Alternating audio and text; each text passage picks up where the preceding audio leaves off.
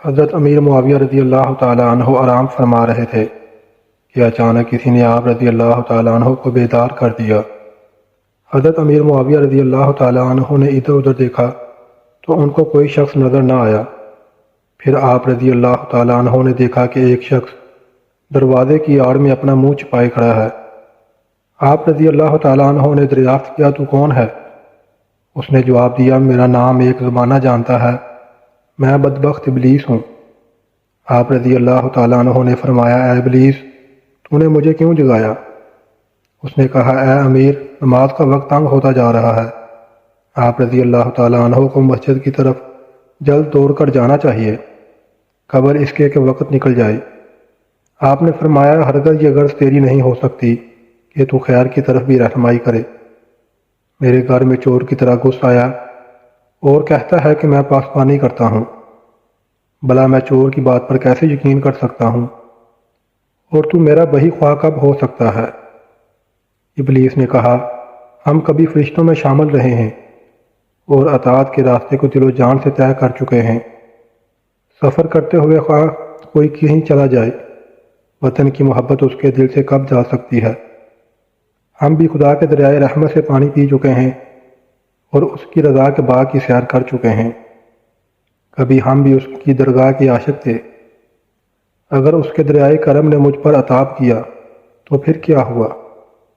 حضرت امیر معاویہ رضی اللہ تعالیٰ عنہ نے فرمایا، اے راہزن، مجھ سے بحث مت کر، تجھ کو میرے اندر گمراہ کرنے کا راستہ نہیں مل سکے گا۔ میرے اندر راستہ مت ڈھونڈ، سچ سچ بتا کہ تو نے مجھے نماز کے لیے کیوں بیدار کیا؟ تیرا کام تو گمراہ کرنا ہے۔ اس خیر کی دعوت میں کیا راز ہے؟ جلد بتا۔ ابلیس نے کہا، بدگمان آدمی، تو سچی بات کو 100 دلیلوں کے باوجود تسلیم نہیں کرتا۔ میرا قصور صرف یہ ہے کہ ایک بدی کر بیٹھا اور دنیا میں بدنام ہو گیا۔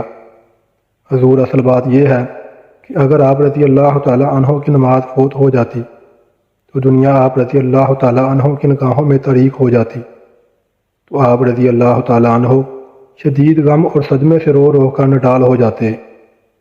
آپ رضی اللہ تعالیٰ عنہ کی یہ آہوزاری دل کا سوز و گداز اور درد و نیاز 100 نمازوں کے ثواب سے بڑھ جاتا۔